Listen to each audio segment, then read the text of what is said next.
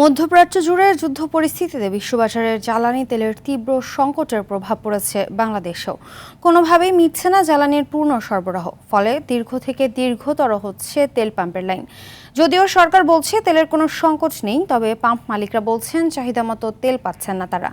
রাজধানীর প্রতিটি পাম্পেই দেখা যাচ্ছে কয়েক কিলোমিটার ঘন্টার পর ঘন্টা অপেক্ষা করে তেল নিতে হচ্ছে। এতে ভোগান্তি বাড়ছে পরিবহন সংশ্লিষ্টদের।